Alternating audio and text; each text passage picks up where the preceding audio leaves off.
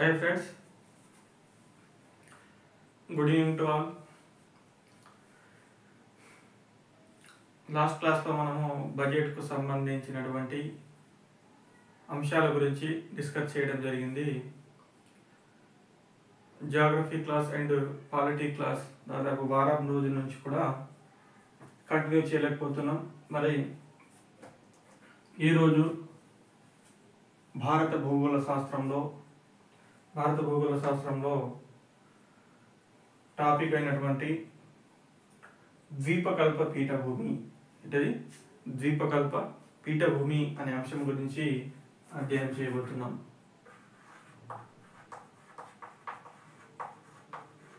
ద్వీపకల్ప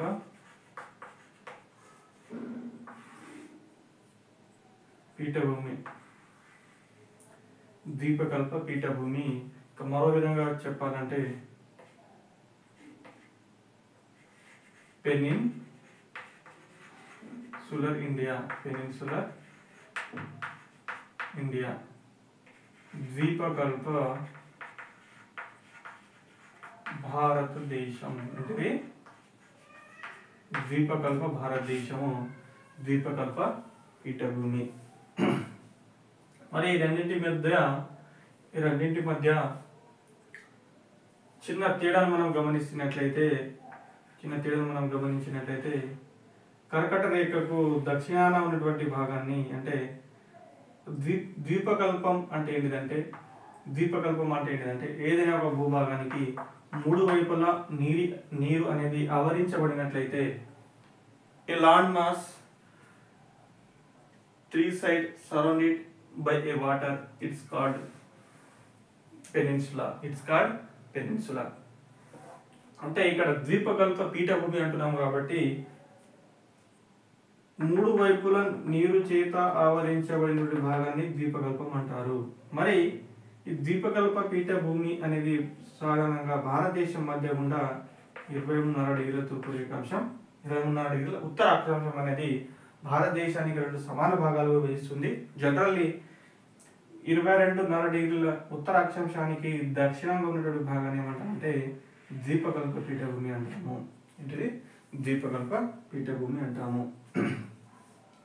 మరి peninsular India అంటాం. మరొకటి ఏంటిది పెనిన్సులర్ ఇండియా అంటే భారతదేశంలో ఉన్నటువంటి పీఠభూములన్నింటినీ కలిపి ఏమంటాం పెనిన్సులర్ ఇండియా.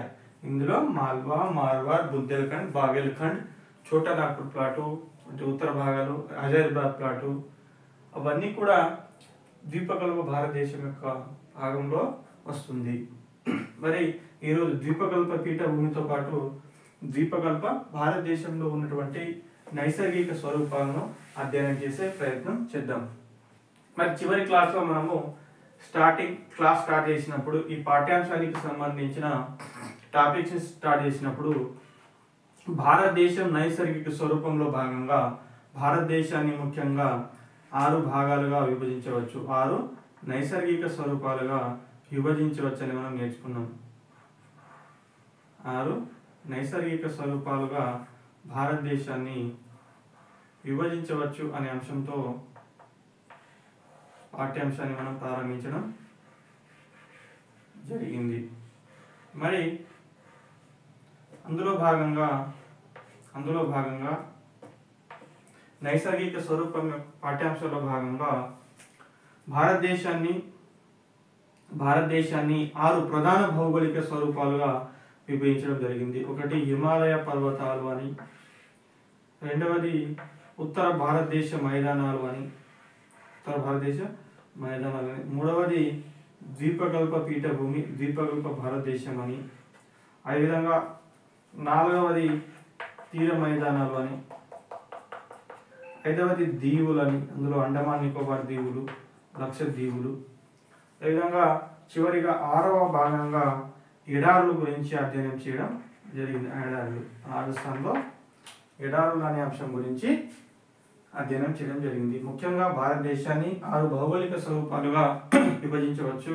ఒకటి హిమాలయ పర్వతాలు, ఉత్తర భారతదేశ మైదానాలు, ద్వీపకల్ప పీఠభూమి, ద్వీపకల్ప భారతదేశం అని, 4వది తీర మైదానాలు, 5వది దీవులు, 6వది ఎడారి. డెజర్ట్.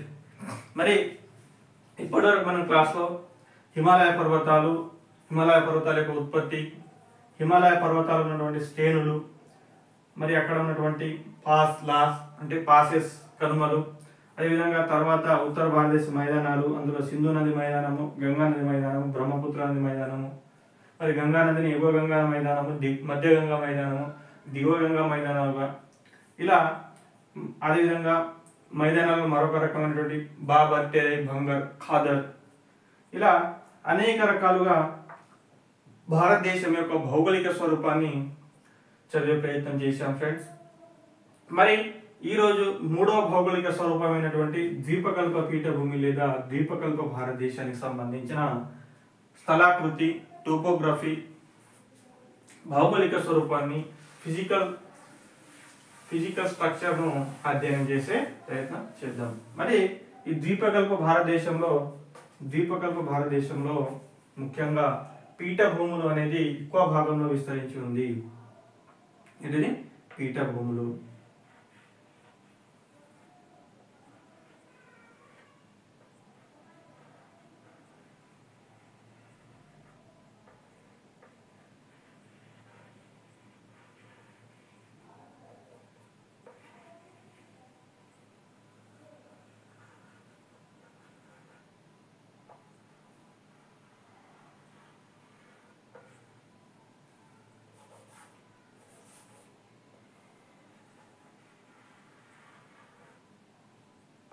రైట్, ఇది భారతదేశం యొక్క చిత్రము.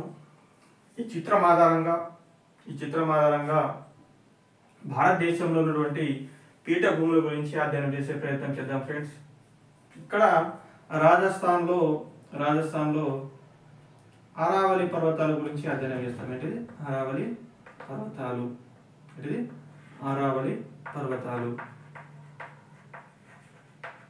మరి అరావళి పర్వతాలకు జస్ట్ తూర్పు భాగంలో ఇక్కడ మేవార్ ప్లాటు ఉంది. ఏంటిది మేవార్ ప్లాటు ఉంది. ఇక్కడ ఏ ప్లాటు? మేవార్ ప్లాటు తర్వాత మాల్వా ప్లాటు తర్వాత బుందేల్ఖండ్ ప్లాటు, తర్వాత Baghelkhand plateau, Chota Nagpur plateau, Hazaribagh plateau, Meghalaya plateau, అదేవిధంగా ఇటు ఇంకా జార్ఖండ్ రాంచీ ప్లాటు, తర్వాత ఇటు దండకారణ్యం, ఇటు దక్కన్ ట్రాప్ లో భాగంగా ఒకటి Maharashtra plateau, Karnataka plateau, Telangana plateau, విధంగా ఇటు దండకారణ్యము, మేవార్, ఇదేంటిది Mewar, Malwa, Bundelkhand,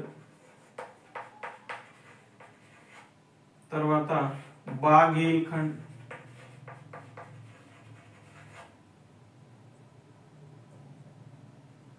Chota Nagpur,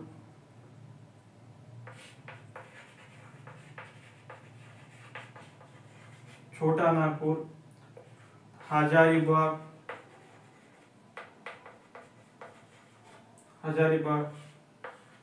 Jharkhand Ranchi plot,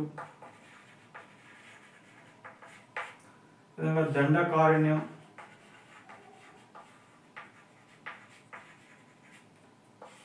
Telangana plot,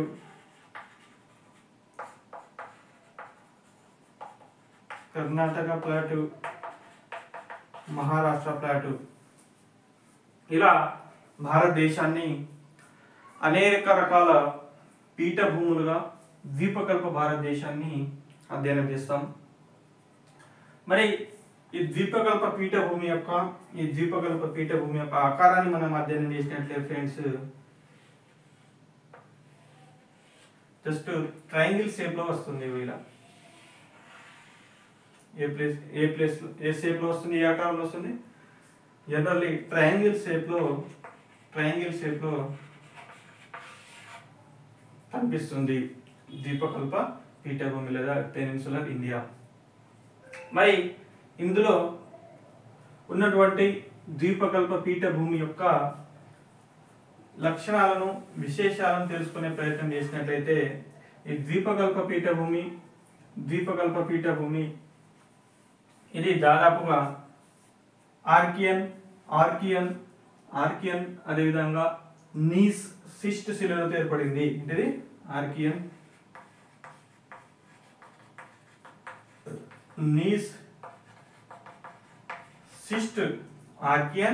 knees cyst శిలలతో రాళ్లతో ఏర్పడింది. ఇది సముద్ర మట్టానికి 600 నుంచి 900 మీటర్ల ఎత్తులో ఉంటుంది.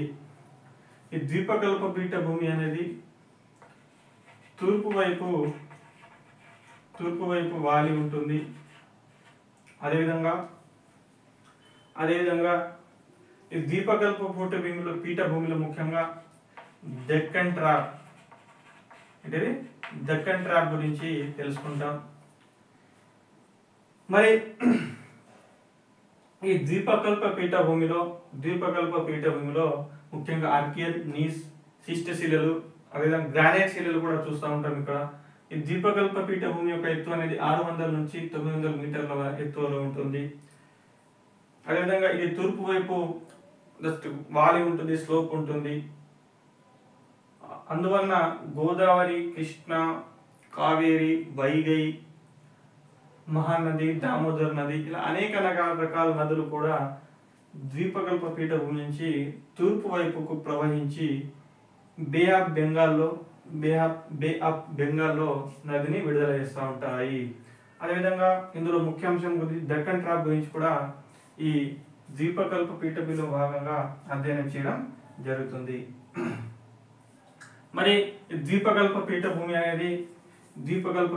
యొక్క వైశాల్యాన్ని మనం అధ్యయనం చేసినట్లయితే దాదాపు ఇది 13 లక్షల చదరపు కిలోమీటర్ల విస్తీర్ణాన్ని కలిగి ఉంటుంది. 13 లక్షల చదరపు కిలోమీటర్ల విస్తీర్ణాన్ని కలిగి ఉంటుంది.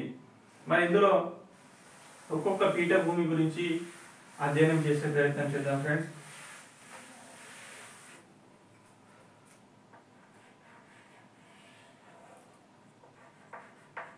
అరావళి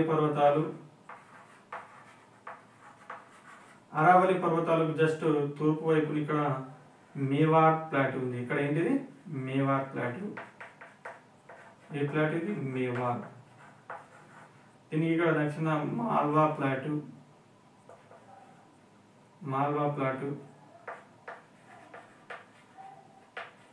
ఇక్కడ బూందేల్ ఖండ్ ప్లాట్.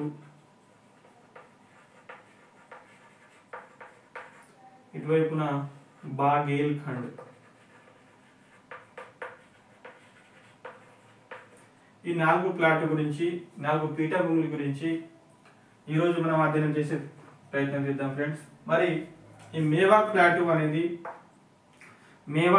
అనేది ఇది ఇసుక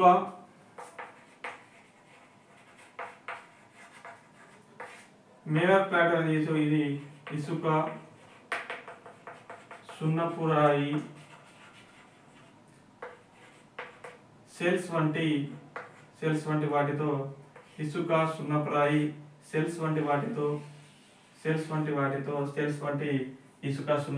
శిలలతో ఈ మేవార్ పీఠభూమి అనేది ఏర్పడిందని తెలుసుకోవాలి. ఇది మేవార్ పీఠభూమి. మరి ఈ మేవార్ పీఠభూమిని మార్వార్ పీఠభూమి కూడా అంటారు. ఏంటిది మార్వార్ పీఠభూమి కూడా అంటారు. ఈ మేవార్ పీఠభూమి యొక్క ఎత్తు చూసినట్లయితే సాధారణంగా 250 నుంచి 500 మీటర్ల ఎత్తులో ఉంటుంది. 250 నుంచి 500 మీటర్ల ఎత్తులో ఈ మేవార్ పీఠభూమి ఉంటుంది సాధారణంగా. ఈ మేవార్ పీఠభూమి తర్వాత ముఖ్యంగా మనము మాల్వా పీఠభూమి గురించి అధ్యయనం చేస్తే మాల్వా పీఠభూమి. ఈ మాల్వా పీఠభూమికి దక్షిణాన వింధ్యన్ పర్వతాలు. ఇక్కడ వింధ్యన్ పర్వతాలు ఉంటాయి, దక్షిణ వింధ్యన్ పర్వతాలు. మరి ఈ మాల్వా పీఠభూమి అనేది డెక్కన్ ట్రాప్ యొక్క ఉత్తర భాగంగా పేర్కొంటాం. దీన్ని డెక్కన్ ట్రాప్ యొక్క ఉత్తర భాగంగా పేర్కొంటాము. ఇది ఇందులో దాదాపుగా బసాల్ట్ శిలలు ఉంటాయి కాబట్టి ఈ బసాల్ట్ శిలలు అవక్షేపణం చెంది నిక్షేపణం వల్ల వెదరింగ్ ఇరోజన్ వల్ల ఈ బసాల్ట్ శిలల యొక్క వెదరింగ్ మరియు ఇరోజన్ వల్ల బ్లాక్ సాయిల్ ఏర్పడుతుంది. ఇక్కడ ఏంటిది బ్లాక్ సాయిల్. మరి ఇక్కడ ఈ బ్లాక్ సాయిల్ ముఖ్యంగా నూనె గింజలు అదేవిధంగా కాటన్, అదేవిధంగా ఇక్కడ వరి వంటి పంటల సాగుకు అనువైనటువంటి నేల బ్లాక్ సాయిల్ మాల్వా పీఠభూమి. మరి ఈ మాల్వా పీఠభూమి యొక్క సాంస్కృతిక ప్రాముఖ్యతను తెలుసుకునే ప్రయత్నం చేసినట్లయితే ఈ మాల్వా పీఠభూమి యొక్క ప్రాంతం ముఖ్యంగా ప్రారంభంలో మౌర్య రాజవంశాలు మాల్వా పీఠభూమి ప్రాంతంపై నియంత్రణ స్థాపించాయి. తర్వాత గుప్త వంశం కూడా, భారతదేశాన్ని పరిపాలించిన గుప్త వంశం కూడా ఈ మాల్వా పీఠభూమి పైన తమ యొక్క నియంత్రణ స్థాపించగలిగాయి. తర్వాత పరమారులు గుప్త సామ్రాజ్యం పతనమైన తర్వాత అనేక భాగాలుగా అనేక చిన్న చిన్న రాజ్యాలు ఏర్పడ్డాయి. ఆ చిన్న రాజ్యాలలో పరమారు ఒకటి. ఈ పరమారులు కూడా మాల్వా పీఠభూమి ప్రాంతం పైన పాలన కొనసాగించారు. తర్వాత అరబ్బులు ఇస్లాం వారి చేతిలో,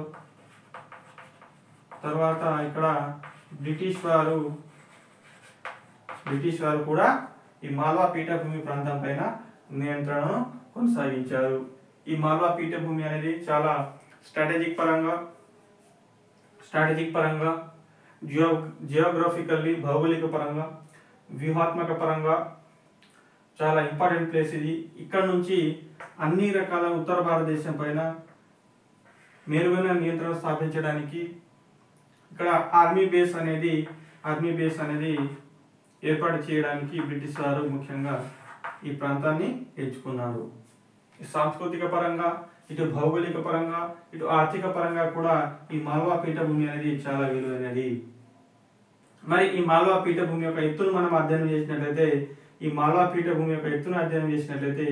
మాల్వా పీఠభూమి ముఖ్యంగా 500 మీటర్ల నుంచి 600 మీటర్ల ఎత్తులో ఉంటుంది సముద్ర మట్టం నుంచి.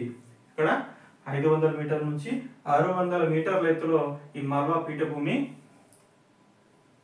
తన యొక్క భౌగోళిక స్థితిని కలిగి ఉంది.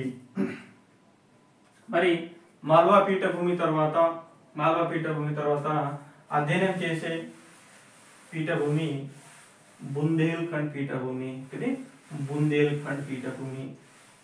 ఈ బుందేల్ఖండ్ పీఠభూమిని అధ్యయనం చేసే ప్రయత్నం చేసినట్లయితే ఈ బుందేల్ఖండ్ పీఠభూమి అనేది మాల్వా పీఠభూమికి తూర్పున చిన్నగా ఇక్కడ బుందేల్ఖండ్ కు బాఘేల్ఖండ్ కు మధ్య చిన్న పీఠభూమి విస్తరించి దాన్ని భాండేర్ పీఠభూమి అంటారు. ఏంటిది భాండేర్ పీఠభూమి అంటారు. ఏ పీఠభూమి? భాండేర్ పీఠభూమి అంటారు.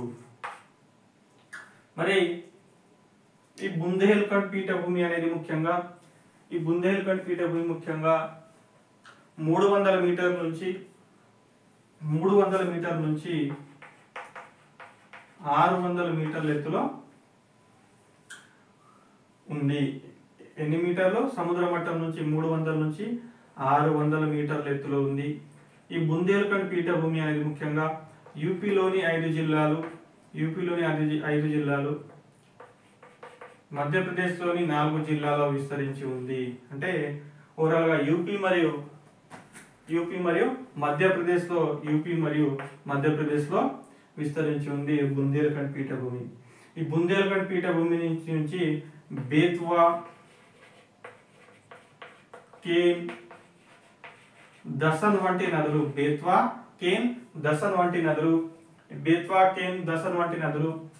యమునా నది యొక్క ఉపనదులు అయినటువంటి బేత్వా, కేన్ వంటి నదులు ఈ ప్రాంతం గుండా ఈ బుందేల్ఖండ్ పీఠభూమి ప్రాంతం నుంచి ప్రవహించడం వల్ల ఈ ప్రాంతం అనేది దాదాపు కోతకు గురైంది.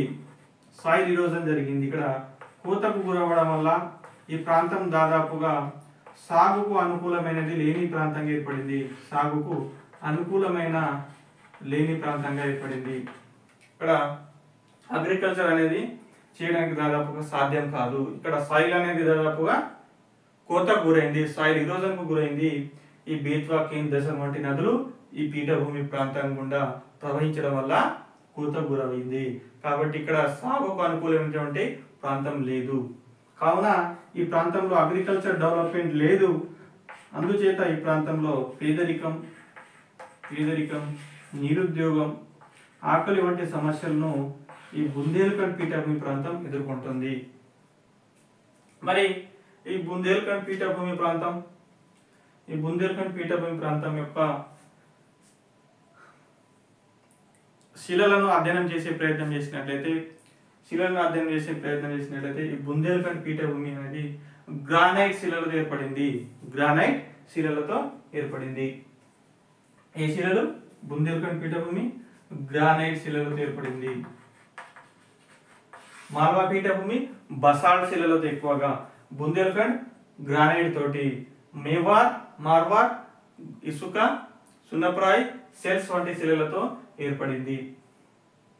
అదేవిధంగా నీస్ తో కూడా ఏర్పడింది. నీస్ శిలలతో ఏర్పడింది. గ్రానైట్ యొక్క రూపాంతర శిలలే నీస్. కాబట్టి అదేవిధంగా ఇక్కడ బుందేల్ఖండ్ పీఠభూమిలో గ్రానైట్ శిలతో పాటు నీస్ శిలలు కూడా మనకు కనిపిస్తూ ఉంటుంది. మరి ఈ బుందేల్ఖండ్ పీఠభూమి తర్వాత మరొక పీఠభూమి బాఘేల్ఖండ్ పీఠభూమి.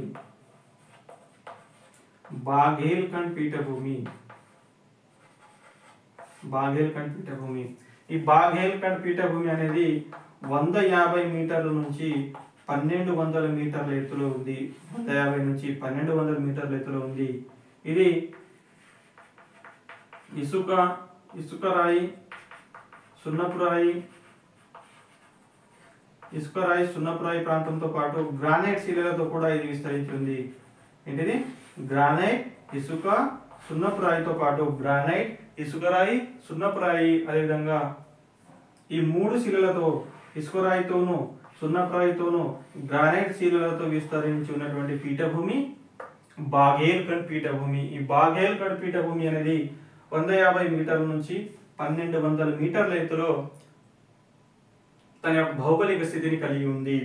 మరి ఈ బాఘేల్ఖండ్ పీఠభూమి ముఖ్యంగా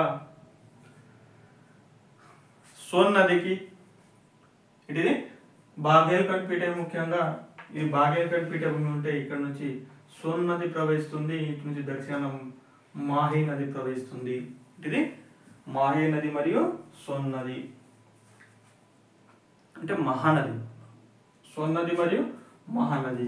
ఈ బాఘేల్ఖండ్ పీఠభూమి అనుకుంటే ఈ బాఘేల్ఖండ్ పీఠభూమికి దక్షిణాన మహానది ప్రవహిస్తుంది, ఉత్తరాన సోన్ నది ప్రవహిస్తుంది.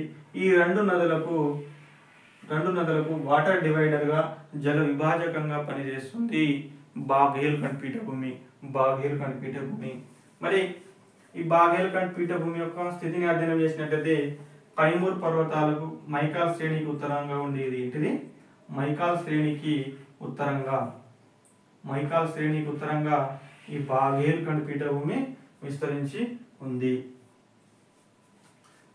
ఇది ఈరోజు మనం నేర్చుకున్నటువంటి అంశాలు. ద్వీపకల్ప భారతదేశంలో భాగంగా మనం ఈరోజు మార్వార్ పీఠభూమి, బుందేల్ఖండ్ పీఠభూమి, మాల్వా పీఠభూమి, బాఘేల్ఖండ్ పీఠభూమి గురించి నేర్చుకునే ప్రయత్నం చేసినాం ఫ్రెండ్స్. మరి మార్వార్ పీఠభూమి అనేది అరావళి పర్వతాలకు తూర్పున ఉంది. ఇది 250 నుంచి 500 మీటర్ల ఎత్తులో కలిగి ఉంది.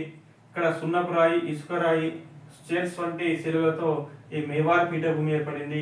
ఈ మేవార్ పీఠభూమికి తూర్పున మాల్వా పీఠభూమి ముఖ్యంగా విస్తరించి ఉంది. ఇక్కడ మాల్వా పీఠభూమి మరి బసాల్ట్ శిలతో ఏర్పడింది. బసాల్ట్ శిలతో ఏర్పడడం వల్ల ఇది నల్లరేగడి నేలను ఏర్పరిచింది. నల్లరేగడి ఇది చాలా విలువైనటువంటి నేల. ఇక్కడ నూనె గింజలు, సోయా, పత్తి, వరి వంటి పంటలకు ఈ మాల్వా పీఠభూమి ప్రసిద్ధి చెందింది. ఇది చారిత్రక ప్రాముఖ్యతను చూసినట్లయితే ఇక్కడ మౌర్య వంశం కానీ, గుప్త వంశం కానీ, తర్వాత పరమారులు కావచ్చు, తర్వాత మధ్య భారతీయ చరిత్రలో ఇస్లాం కావచ్చు, అదేవిధంగా ఇక్కడ బ్రిటిష్ వారు కావచ్చు, మరాఠాలు కావచ్చు, మరాఠాలు కూడా ఈ ప్రాంతంలో తమ యొక్క నియంత్రణను స్థాపించడం జరిగింది చారిత్రక ప్రాముఖ్యత చూసినట్లయితే. తర్వాత ఈ మాల్వా పీఠభూమి యొక్క ఎత్తును మనం అధ్యయనం చేసినట్లయితే ఇది సముద్ర మట్టం నుంచి 500 నుంచి 600 మీటర్ల ఎత్తులో ఉంది. మరి ఈ మాల్వా పీఠభూమి తర్వాత మాల్వా పీఠభూమి దక్షిణాన వింధ్య పర్వతాల శ్రేణి ఉందని అధ్యయనం చేసినాం. తర్వాత మాల్వా తర్వాత బుందేల్ఖండ్ పీఠభూమి. ఈ బుందేల్ఖండ్ పీఠభూమి అనేది 300 నుంచి 600 మీటర్ల ఎత్తులో ఉంది. ఇది యూపీ మరియు మధ్యప్రదేశ్ రాష్ట్రంలో విస్తరించి ఉంది. ఈ బుందేల్ఖండ్ పీఠభూమి ఇసుకరాయి, అదేవిధంగా గ్రానైట్ శిలలతో ఇది ముఖ్యంగా ఏర్పడింది. గ్రానైట్ మరియు నీస్ శిలలతో ఇది బుందేల్ఖండ్ పీఠభూమి ఏర్పడింది. ఇక్కడ నుంచి కేన్, దసన్, బేత్వా వంటి నదులు ప్రవహించడం వల్ల ఈ బుందేల్ఖండ్ పీఠభూమి ప్రాంతం చాలా వరకు కోతకు గురైంది. కాబట్టి ఇక్కడ వ్యవసాయానికి అనుకూలమైనటువంటి నేల లేకపోవడం వల్ల ఇక్కడ పేదరికం, నిరుద్యోగం వంటి సమస్యలు ఎక్కువగా ఉంటాయి. దాంతోపాటు ఆకలి వంటి సమస్యలు కూడా ఈ బుందేల్ఖండ్ పీఠభూమి ప్రజలు ఎదుర్కొంటున్నారు. మరి తర్వాత బుందేల్ఖండ్ పీఠభూమి తర్వాత బాఘేల్ఖండ్ పీఠభూమి గురించి అధ్యయనం చేసిన ఫ్రెండ్. ఈ బాఘేల్ఖండ్ పీఠభూమి అనేది 150 మీటర్ల నుంచి 1200 మీటర్ల ఎత్తులో ఉంది. ఈ బాఘేల్ఖండ్ పీఠభూమి మహానది మరియు సోన్ నదికి జల విభాజకంగా పనిచేస్తుంది, వాటర్ డివైడర్ గా పనిచేస్తుంది అని తెలుసుకున్నాము. మరి ఇక్కడ మైకాల్ పర్వత శ్రేణికి ఉత్తరంగా బాఘేల్ఖండ్ పీఠభూమి విస్తరించి ఉందని తెలుసుకున్నాము. ఇది మనం ఈరోజు నేర్చుకున్నటువంటి అంశాలు ఫ్రెండ్స్. వీడియో నచ్చితే ఫ్రెండ్స్ లైక్ చేయండి, సబ్స్క్రైబ్ చేయండి, కామెంట్ చేయండి. Thank you.